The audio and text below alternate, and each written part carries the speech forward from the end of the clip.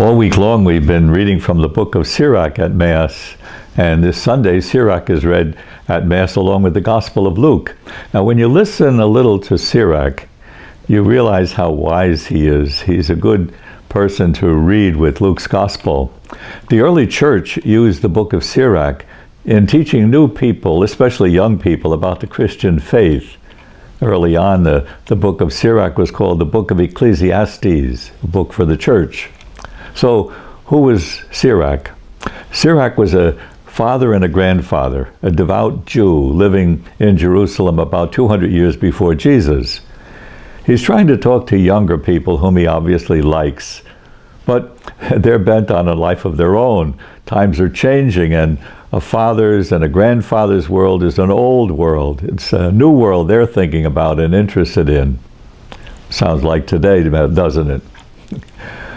Well, what does Sirach tell this new generation?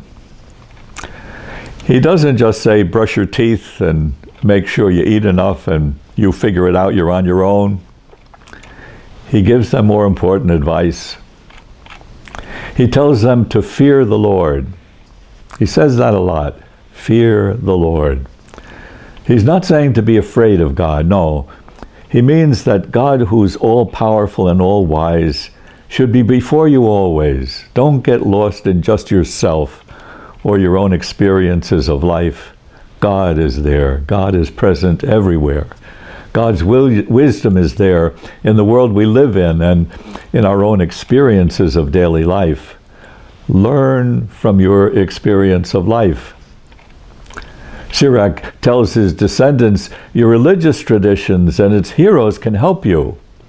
God's not just the God of the past. God's with us here and now, everywhere we are, everywhere we're going to be. God's with you on your journey into the future, not blocking your path, but leading you on.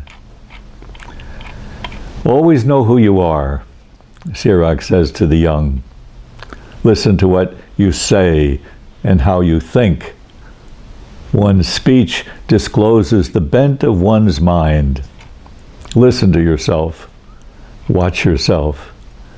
You're responsible for your own life.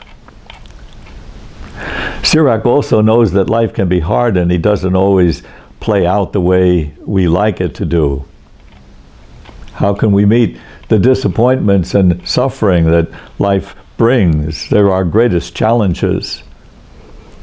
As the test of what the potter molds is in the furnace, so in tribulation is the test of the just.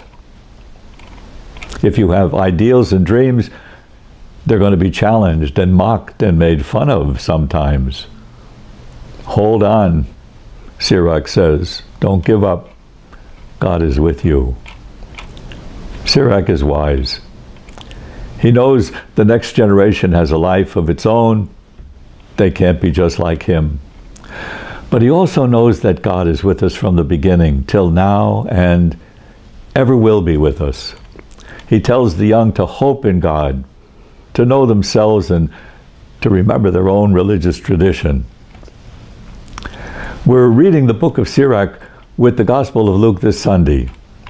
Sirach's teaching is so much like the teaching of Jesus. Your disciples, learners in life, Jesus says. You're never superior to God, who's your teacher. You're in training. Keep learning. If you think you know everything, you can be blind and you can fall into a pit. Keep an eye on yourself too.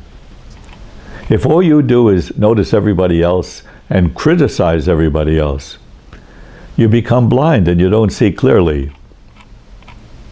A rotten tree doesn't bear good fruit. Listen to what you say and what you think.